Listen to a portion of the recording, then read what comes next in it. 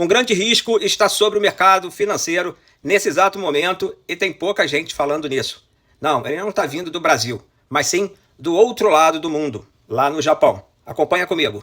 O Japão é o país mais alavancado do mundo, sabia disso? Sim, sua dívida está em 235% o valor do PIB, ou seja, tudo que o país produz. Isso não era problema quando as taxas de juros no Japão eram extremamente baixas, trabalhando perto de zero e até, durante um período, taxas negativas. Mas isso mudou. Como você pode ver nessa figura atrás de mim, as taxas lá no Japão começaram a subir, acelerando de uns meses para cá. Principalmente nos títulos mais longos, 15 anos, 20 anos, 30 anos, o que tornou a dívida japonesa um grande problema. O que aconteceu é que a inflação lá no Japão, assim como no resto do mundo, disparou após a pandemia. Então não dava mais para ter juros tão baixos.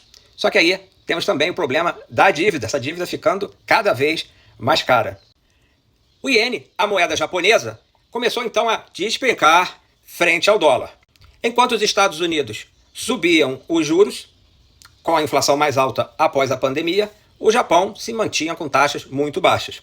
E por uma arbitragem de taxas, diferença de taxas, os investidores começaram a tomar empréstimos em iene, ou seja, vender ien para aplicar em moedas que pagavam mais juros. Então a gente teve aí a moeda japonesa afundando.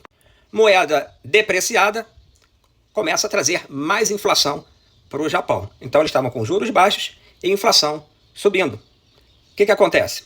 E agora temos mais um ingrediente para essa história toda.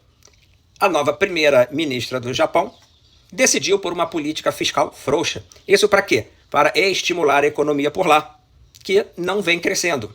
Com isso, ela abre mão de impostos e aumenta gastos. Agora você lembra que a dívida já estava lá em cima e os juros subindo?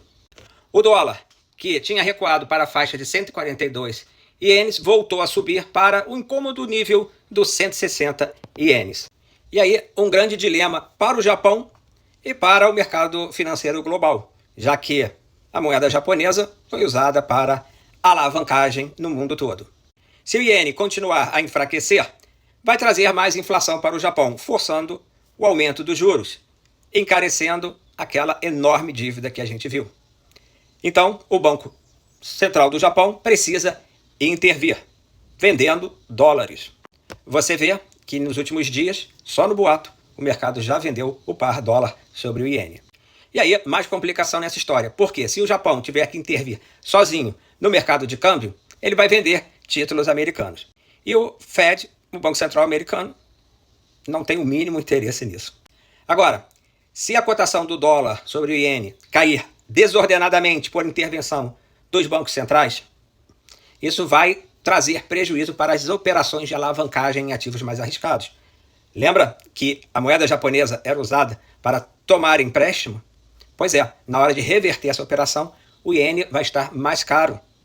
E aí é prejuízo para os investidores. E podemos ter uma correria e desalavancagem forte no mercado. Presta atenção nesse risco, que pouca gente está falando, mas ele está acontecendo nesse momento.